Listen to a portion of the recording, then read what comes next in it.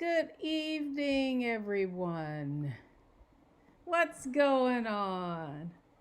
Let me wait for a few people to come on with me. It's Wednesday, and that means it's time for Wealthy You Wind Down. Hey, when you come in the comments, let me know who you are and where you hail from. What city are you from? This is Wednesday, and it is 8 o'clock, which means it's time for Wealthy You Wind Down. I'm Deborah Owens, founder and CEO of Wealthy You. But come on in, everyone. Let me make sure I've got all these lights on. I'm going to start sweating. But man, I've missed you guys, especially my Healthy Youth Society. Let's see. Uh-oh, I didn't mean to do that. Looks like you guys are looking at the wrong thing. Let me take that off. Yeah, so I've missed you guys.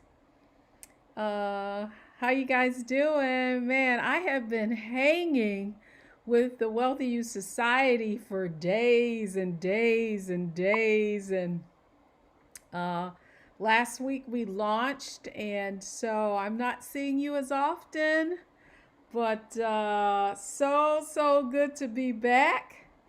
I don't know about you guys, but I don't know, all this social unrest has really got me, I don't know, I guess triggered is the word. And so I've been kind of reflecting a great deal. If your family is from the South, or if you were like me, who every summer you went down south, then you know that these I won't say I don't know I don't know how to quite describe it, but I certainly shared this in the Wealthy You community and the Wealthy You Society a few weeks back, just how the feelings of Jim Crow have kind of bubbled up, things that I had in my psyche. And, I guess it's self-defense. You kind of purposely forget it. Have kind of bubbled up. And so, I don't know. I'm just I won't say disoriented, but sad. I guess sad and anger. And that together to me is just it's a heck of a combination in terms of your emotion and feelings. But I didn't mean to go right off off the top of this. But come on in, everybody. This is Wealthy You. This is actually Wealthy You Wind Down. It's a time for us to wind down. I guess I'm unwinding. But if you're participating in Wealthy You Wind Down, you can get an adult beverage. You can get your favorite glass of wine and hang out with me for just a little while. I am drinking. What is my wine of choice? So, actually, I was just telling my husband that. Now, here's the truth, ladies. I was not a red wine drinker. And this year, all of our close friends, they all drink red wine. And they were like, Deb, you got to try it. You'll get accustomed to it. I really was like a white wine drinker. But what I am drinking tonight is a Cabernet Sauvignon, and it is worthy. And I kind of like it. I have another wine that's a blend that I've kind of taken a liking to. But hey, what do you guys like? What are you drinking? I need like some new tips. I mean, in this quarantine, you got to do some things to kind of keep it popping. Lest we get bored and think we gonna go out there like we used to and trust and believe. Now I know some of y'all are going out like, like it was before COVID, but now is not the time. I just want to share with you guys that you need to be vigilant and don't let your guard down.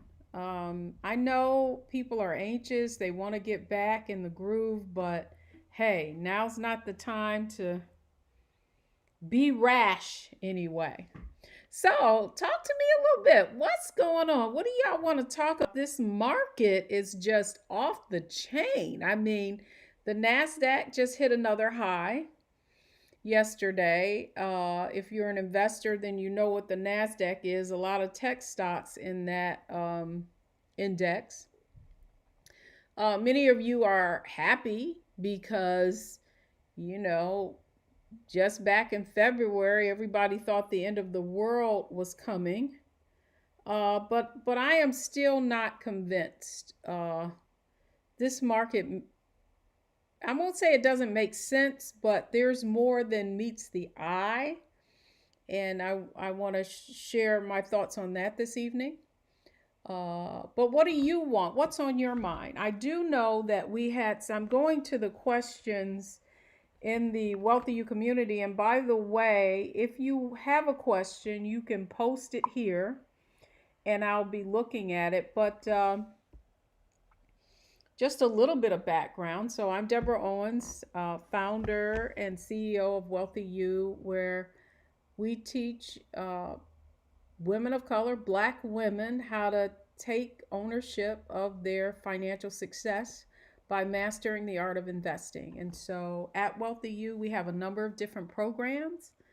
We have coaching programs. We have this community. If you're not in our Wealthy You community, make sure that you join because this is where you get a sense of all of the different programs and events that we have coming on. And by the way, we do have an event coming up on July 20th.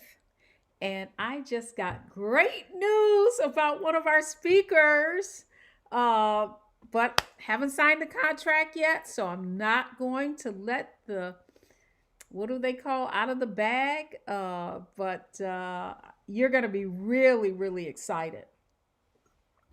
Because this next event really is going to be dedicated to Black women.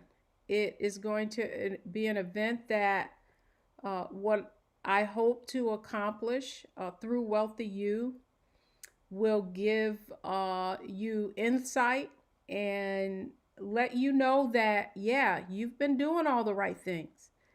However, as we can see, there are so many, the playing field is not level.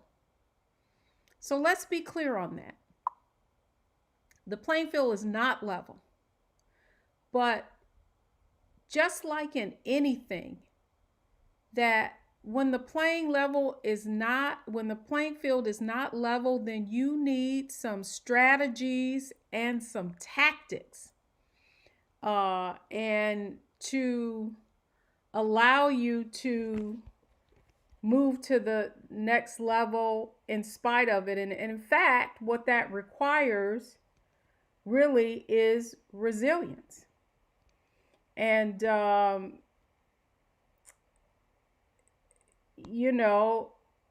and yet still we rise. And you are right. My apologies. I don't know why I keep getting this date wrong, but shout out to Tawana, who just corrected me. It's July 18th. I keep going from the 20th to the 18th. I have no idea why this number keeps escaping me. However, it's a Saturday in July. so I'll cover my tracks that way. So that's coming up. We're going to have some great speakers. So pretty amazing. Pretty amazing day that we're going to have planned for you. So we'll be putting out that link. And there is also an early bird special. where you guys can get some really great affordable rates, along with we're going to throw some bonuses in there, all with the objective of helping you secure the bag. But uh, what's been on my mind is I was reading an article, and in the article, it was from Money Magazine. And what it talked about is the cost of being Black. And it laid out 33 different facts about the wealth gap and racial economic justice. And it just talked about systemically how so many of the policies of our government have really made it difficult for Black folk to achieve economic parity with the rest of the citizens. And I mean, and they even admit it's not like one data point, it's just like multiple things that we've had to contend with. I mean, even now, I mean, you see all of the injustice in our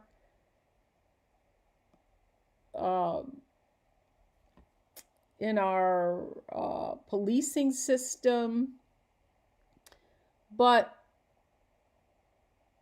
it's not only that. I mean, so I think it's time for a little storytelling this evening. Y'all ready for some storytelling? And by the way, I don't know if Virginia Callahan is on, one of our Wealthy You Go models, Wealthy You Society members, has just a great friend, a fabulous woman, a Christian woman. But anyway, on her Facebook page, what she related was her journey through corporate America and how many obstacles were placed in her way. And I know as an African American woman, I could certainly relate. And so, you know, one of the things I was sharing with my daughter, hey Sharon Richmond, my girl, the makeup woman. But what I was sharing with my daughter earlier this week was the greatest gift my parents gave to me. What it was, that it was cool to be the only little Black girl. And I never realized what a blessing that was until I went into the corporate workforce. Now, mind you, just a little bit of background. I'm from Detroit, born and raised. My parents migrated there from the Alabama Black Belt, Wilcox County, Alabama. It can't get any more oppressed than that. And, you know, that's what I had to contend with every summer from the time I was like maybe 7. Yeah, from the time I was 7 until I was like 10 or 11. No, it was definitely 10, because at 11, I told somebody this story. I put my age up to 12 so I could get a summer job. But anyhow, you know, so my parents migrated from Alabama. They married young, and then they, by way of Chicago, Hawaii, and then Washington, D.C., and then settled in Detroit. And so we lived a number of different places, but one place in particular was where I really, my formative years, from the time I was like, someone asked me, when did I have my first black school teacher? And it was when I was in, I want to say I was in the third or fourth grade. And her name was Mrs. Martin, Mrs. Linda Martin. And that woman, I was the only black girl, and she cast me as the lead in this play of Cinderella. And I really didn't understand the significance of that. But again, my parents, I was the youngest of five, and they really just encouraged me. And then, my father worked for United Airlines, and with that came flight privileges. And so that allowed me to be exposed to a lot at a very young age. But I didn't really realize the power of identity and affirmation and love and just how that can shape your perspective, and shape your perspective to the point of when people kind of convey to you that you're less than, if it's been instilled in you that you're special and that you can do anything that you want to do, then somebody telling you otherwise is like nonsensical to you. And so that's really how it was for me. And I believe why the feeling that my parents gave me coming up in the North, in Detroit, in a significantly black city, 60s, 70s, 80s, 90s, versus going down south and the white only, the black only. When I would go there, it was just like it did not compute. And I couldn't wait. As much as I loved my cousins and playing with them and going to the city, Birmingham and Fairfield, as much as I loved that, I couldn't wait for the time that I would get back home so that I could be fully me and not feeling like if I went somewhere or I had to be fearful, of if I said the wrong thing or if I did the wrong thing. So anyhow, just giving you the backstory of how I was raised. And then going into corporate America, and if you read my book, A Purse of Your Own, you'll know that story, how I started out as a receptionist and then went on to go be hired by Fidelity Investments, and had a really fast trajectory. And a lot of that was timing. And so, a lot of it was timing, but I would say that the feeling that I was not less than and that I was capable of accomplishing anything that I wanted to, that my parents instilled in me, and the exposure, right? So not only am I in this world, but then I'm flying I'm going to Hawaii, to LA, and all these different places. And so I'm exposed to a lot, and that exposure gave me a confidence in being around people who were not like me. And however, what I found was in corporate America that confidence, to many people who didn't look like me, was not what they were accustomed to. And so, as you can imagine, going up the ranks, I had a lot of people who, I won't say a lot, I had people who advocated for me, but I had significant adversaries. And sometimes I was not even cognizant that they were adversaries. Because that's the other thing that my mother in particular instilled in me is never think you're better than anybody else, but never think anybody's better than you. So that gave me a pretty good balance. But also, I do think that a certain naivety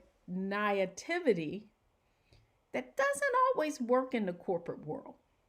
Who can relate to that? I mean, have any of you been in a corporate environment and you're thinking everything's on and popping, and you don't realize that there are people there who are basically will stick their foot in your way to make you fail? Anybody ever had a situation like that, where you had an adversary and you didn't even know they existed?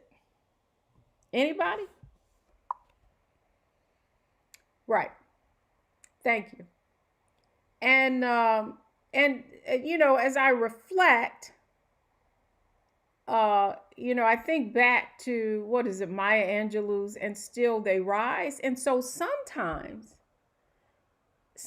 it's good not to recognize that you have an adversary, because sometimes when you know there's somebody who is like doesn't have your best interests at heart or wants to see you fail, then it takes you off your game, right? Because you're so busy thinking about, oh, what are they going to do today? So,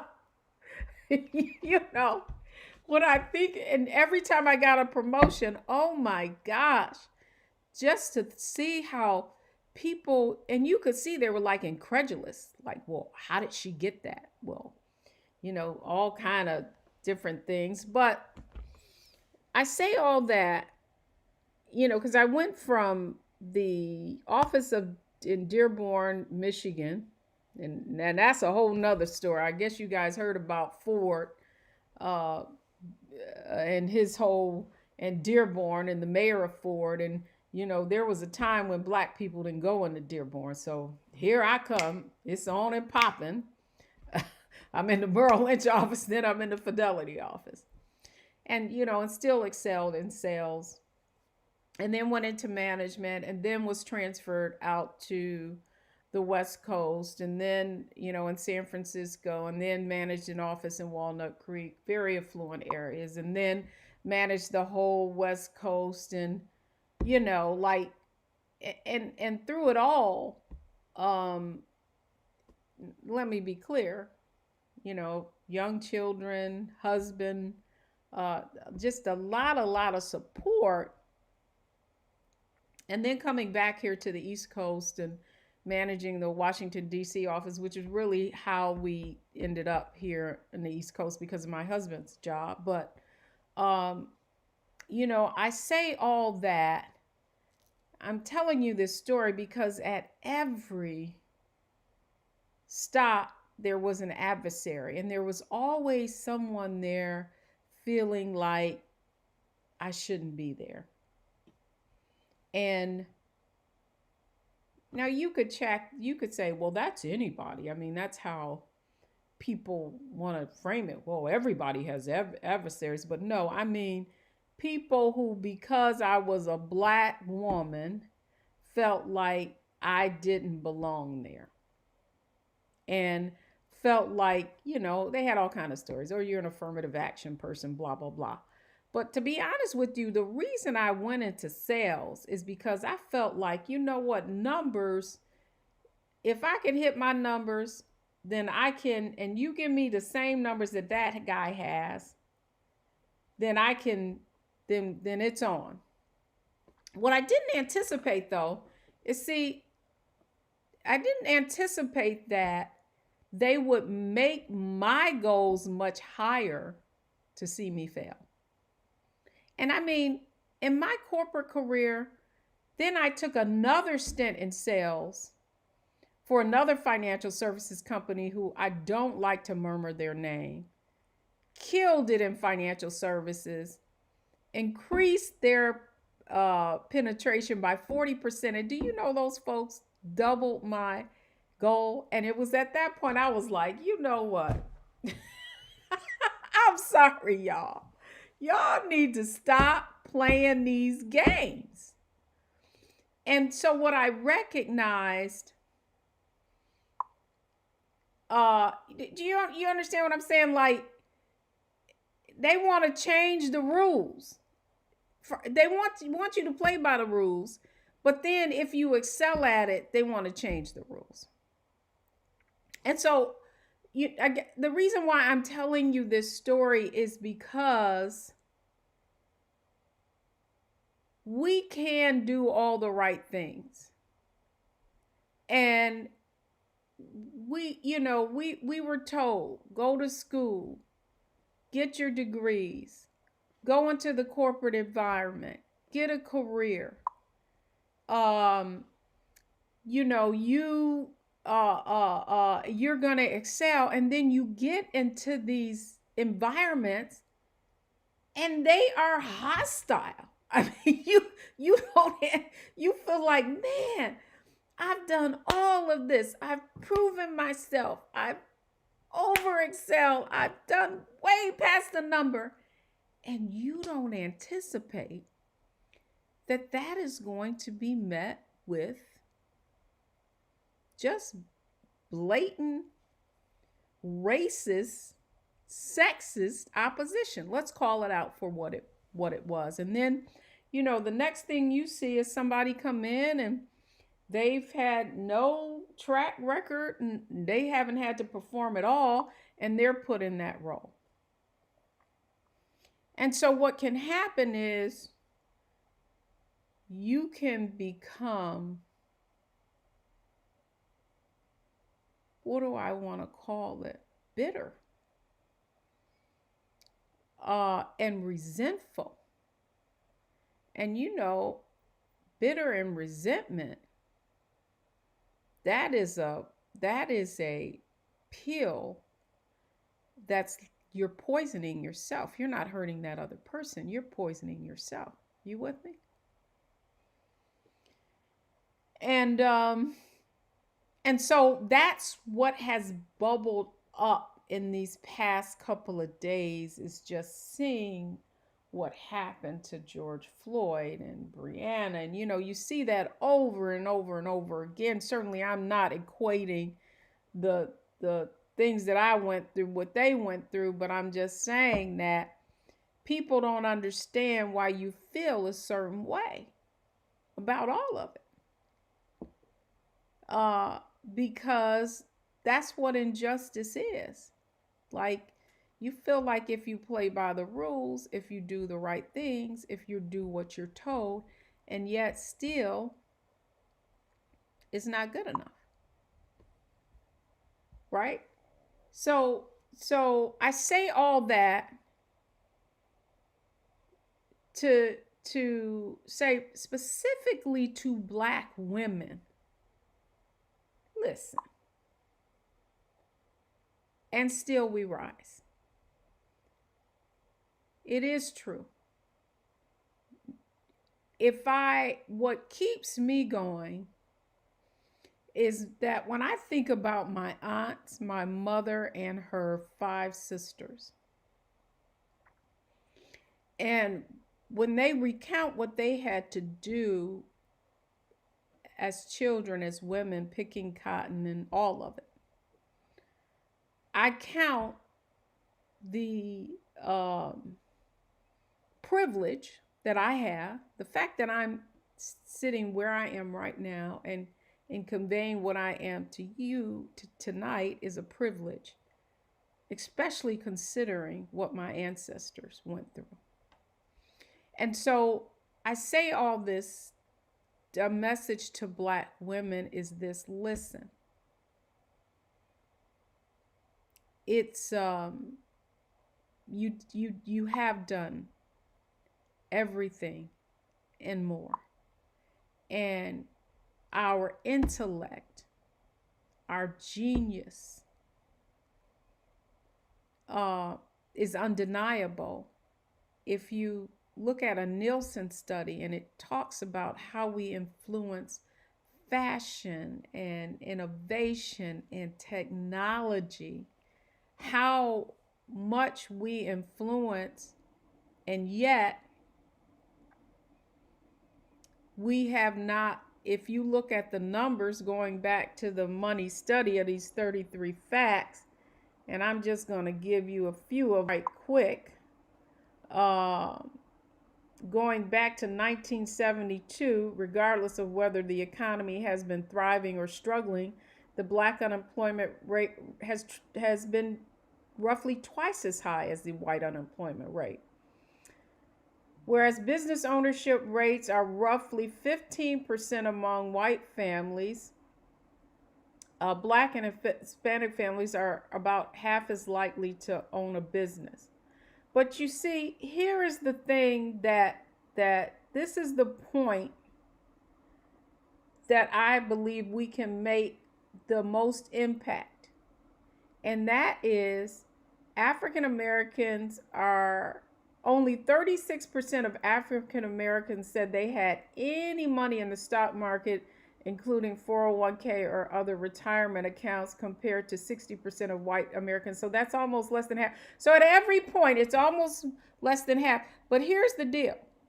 What's more, people of color nearing retirement age have an average savings of $30,000 versus $120,000 for white households. But what's really telling is we have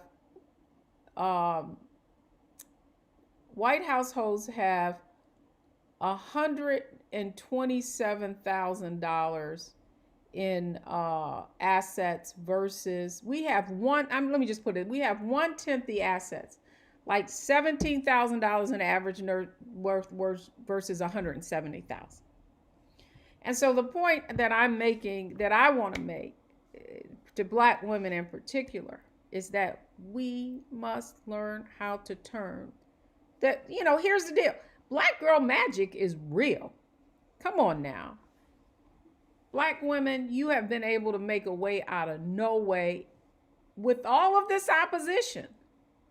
And yet you're still creative. You're still resilient. You're still able to create and take that and see the possibilities in the volatility and the chaos that we're always presented with. And yet, what I know to be true is the one skill that we needed to learn, we didn't learn as a informal education, and that is how the financial system works and how to turn our income into wealth through assets and investments. We didn't learn that. And that's why I'm putting in a stake in the ground. I'm not saying it is what it is. It is not what it is. It is what we will make it to be. And now more than ever, it is important that for our families, we create generational wealth. Because it all comes back to that.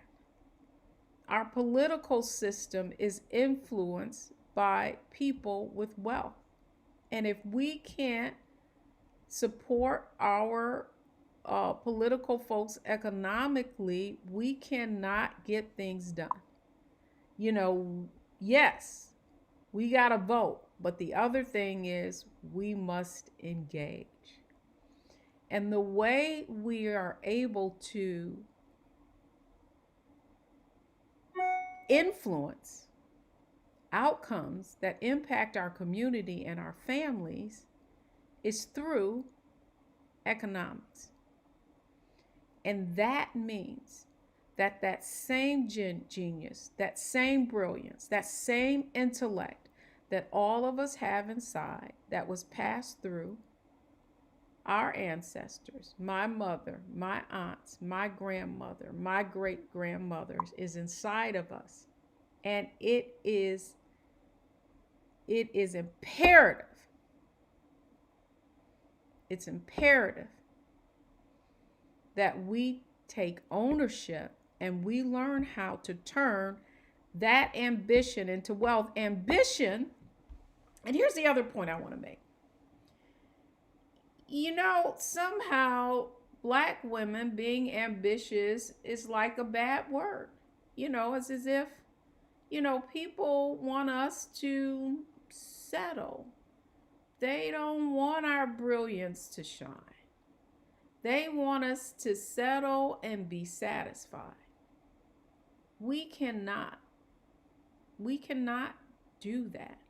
We were not put here to do that. We've been put here for a reason, and that reason is not for ourselves. It is to impact our community.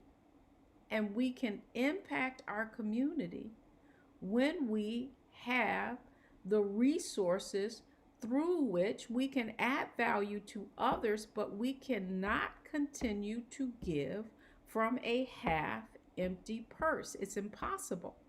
And so what happens, and then if I didn't get deep into those other statistics, if you look at the statistics for black women, we have less money in our purses, and it's not because we're spendthrifts. It's because we're taking care of everybody. We're making less, and then we're taking care of everybody, right? And so then, and we're savers, we're not investors, and we cannot save our way to wealth. And so compounding works, right? Compounding works in forward, and it works in reverse. And so what is happening, and this is what I see after coaching hundreds of black women, is our resources are being deployed and we're taking on a lot of debt. And that debt is in the form of student loan debt, household debt, personal plus loan debt for our children, bailing other people out. And so that debt, just like the rule of 72 works in growing your money, it grows on debt. And so as a matter of fact, we get out of college, then we go on to get master's degrees, then we've got $100,000 or more in debt. And that debt, no matter, we can defer it as much as we want, but eventually we're going to have to pay the piper. Now you go to buy a house, you can't, depending upon how the finance system is structured, then that delays our ability to buy a home. So then we're renters, right? And so then that money is going down the drain. We're not getting any tax benefit. And so the cycle continues. So listen, ladies, we've got to think and act smarter. And, we are in a capitalistic system. And it's a zero-sum game. It's like you either get it or you don't. And you see it even today. I was talking with a client and she was sharing how her daughter came home and was talking about how all these wealthy people got like checks for $1.3 million. I'm like, yes, they did. That was the Paycheck Protection check. This is the hugest transfer of wealth that any of us will in our lifetime, right? To make this economy go. That's why the market is up, is because the Fed is pumping tons of money in to these corporations, buying its debt. Money is free for them. It's easy for them to invest. And there's nowhere for the money to go other than stocks. And that's why the stock market is hot. And so many of you and wealthy you've been through training. You've learned about how to analyze and research stock. And the thing that should make a stock price goes up is earning. Now, so there are no earnings. In fact, from what I see, sales and revenues are down 50, 60, 70%. So how is it that all these companies are still up in value? Well, it's because the actions of the Fed, and eventually, just like anything, just like I wrote about this, and in fact, if you go to AARP Sisters, if you haven't signed up for that letter, their newsletter, the Sisters, please do that and go to their Facebook page. I just wrote an article talking about the 4 tips to personal financial stimulus, and I talk about What are the things that you need to do in this low interest rate environment?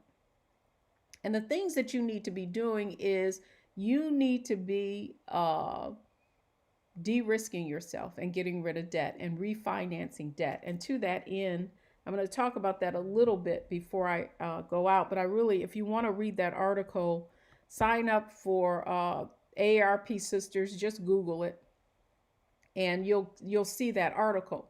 But and the point I was making in that article is that the Fed has done just, how you get one of those zero interest cards offers, or you go into these stores and they want to give you 0%, you get nothing, you don't have to pay anything for a year. And so a lot of people are like, yeah, that sounds great. Then the year is up, or 18 months or whatever, and what they don't realize is if they don't pay that bill, that now you're going to get hit with the 20% interest as if you had it from the time that you opened the account. That's the same analogy I use for what's going on with these zero interest rates. Basically, that's what the Fed is doing. They're taking out a zero interest loan, and they're giving this money away for zero interest. And eventually, we're going to get hit with all of these deficits and have to pay for it in the form of taxes. And so the point I'm making, ladies, is not to be fearful, but you got to understand how the game is played, and you got to play it. It's the difference between playing checkers and playing chess, right? Certain things in this capitalistic society are rewarded. I'm not saying it's right, and I'm not saying it's wrong, and I'm not saying we don't get to influence how these laws are made, but we can only influence it from a position of power. And power in this country means wealth. And so that's what Wealthy You is about helping you to understand this system so that it's not about somebody taking your ideas and your genius and your intellect, or us being lauded for, oh, we have $1 trillion in buying power. Well, guess what? You can't take buying power to the bank. It's time to get serious. It's time to get serious. Do you guys agree? Okay, I'm off my soapbox now. Let me see if I can go on here and take some questions. But do you hear me? It is time. It is time for us to secure the bag, as the young folks say. It is not time for us to be sitting out here a wishing and a hoping and a praying. So let's see who's on with me tonight. Let's see. Oh, thank you, Conchetta. I just saw your post. Am I in the Wealthy You community? I'm trying to see where I'm at. Okay. So I do want to speak to a question that's specifically relevant for the whole article. And by the way, I really want to encourage you to get those articles because there are some pretty good ideas on what you need to do in this zero interest rate environment. And someone was asking me about, particularly for so many women, it is the debt that is preventing folks from investing, right? And you're trying to invest in, your retirement. You're trying to contribute to that. And so here's what I want you to think about. The first thing is you really need to think about doing a refinance of your mortgage. Even if you've refinanced within the past couple of years, we have seen interest rates go from like a little over 4% to now they're right at 3% and going below 3%. And in fact, I just saw something today saying that rates have fallen even lower. The other thing you need to do is you need to be calling your, if whatever bank you with, whatever credit card that you own, and asking if they have any refinance offers. One of the other things you can do in this environment is it may be a good time to do a bill consolidation loan. Now, what I like about a bill consolidation loans is you take all those credit cards, you put it into one loan, right? And then, just like a car note or anything else, then you have a payment for a term. So if it's 5 years, you're going to pay whatever that monthly payment is. And at the end of that payment cycle, you're going to be through paying debt. But here's the deal, folks. The most important thing that you need to do is if you pay off that debt, do not close the accounts, number one, because you want them to see a big credit line that you have availability. It's just not used. Okay. But you do not want to get comfortable thinking, oh, I've paid all my credit cards off, and then you're running up double debt. So that's so I said in the article, I said, refinance your mortgage. I said, now's the time to consolidate your debt. You'll have to read the article to see what the other two tips are. I got you. But I really do want you to sign up for the AARP newsletter. And if you're watching this on replay, just put replay. But listen, got to get smarter. And so if you want to know what we're up to, and the other thing is that I didn't talk about was we just launched the Wealthy Youth Society. That is our first 12-month program. And so we went through a 21-day challenge, a 5-day challenge. It just opened, but guess what? You can still join. So if you want to get in what we're up to, if you want to learn how to analyze and research stocks, if you want to learn how to analyze and research mutual funds, how to build a portfolio, I want to invite you to check it out. I am going to put the Wealthy Youth Society link in the Facebook group, or you can just go to Excellence. So you received the AARP newsletter. That's great already. Well, yeah, take a look. I'd love for you to, and join their Facebook. They've got a great Facebook group. I'm hoping we can do some, I'm hoping that we can also do some Facebook Lives with them and jointly with them. So mark your calendars, ladies, that we have an event. It's an all-day virtual event on July 18th. You do not want to miss this event. It is going to be amazing. So make sure that you sign up for the Wealthy Youth community. Now, the other thing, though, is everybody who's already in the Wealthy Youth Society, they get to come to all of our quarterly events free of charge. That event is $197. However, there is going to be an early bird special. So we'll post that within the next couple of days. I'm just waiting to get confirmation on our speakers. We're still waiting. But join the Wealthy You community, the Facebook group. Many of you may be listening to it now. If you're in the Wealthy You Society, you're already in the Facebook page. If you want to learn more about the Wealthy You Society, basically it's a 12-month program, online curriculum. You get skill building. You learn how to analyze and research stocks, how to build a portfolio, how to create your wealthy vision. The whole goal of that program is to help you go from 5 to 6 to 7 figures. We've helped women do that. If they can do it, you can too. We have awesome curriculum. You get tools. You get, so many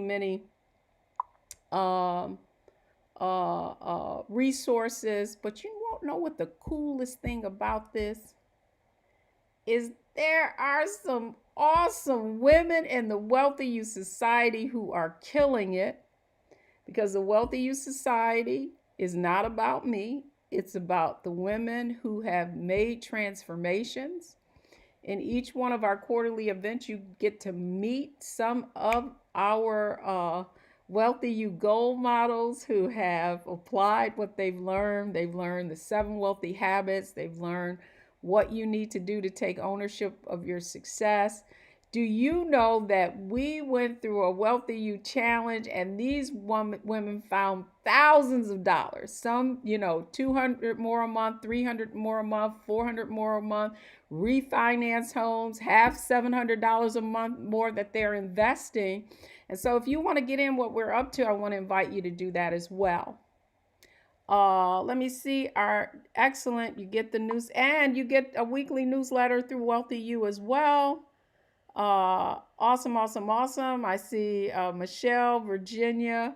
All of you guys are hanging out. So, lastly, I know that I might have been on, sort of a tangent, but these are um, these are some times that we're going through, and I get so emotional about it, again, because it all triggers that those things, those deep deep things that are like deep within your psyche that you think you've forgotten, and then you find out that that here it is, 40 years later, and we're still going through the same thing. And so I want to encourage you as well. But the time is now, ladies. It's not time to be sitting back, and we got to take action on every level. We have to take political action. We got to take economic action. And in these times of COVID, we got to make sure we're taking care of our health as well. So it's 8:52. I usually try to keep this under an hour. Again, thanks so much for joining me this evening for our Wealthy You wind down. Hope to see you in the community. If you haven't joined the Wealthy You community on Facebook, make sure you do that. And thanks so much. I want a special shout out to the team. Tawana, I see you're hanging in here and keeping me on point. But that's going to do it for me this evening. Everybody, have a good night, and thank you for joining me here on Wealthy You Wind Down.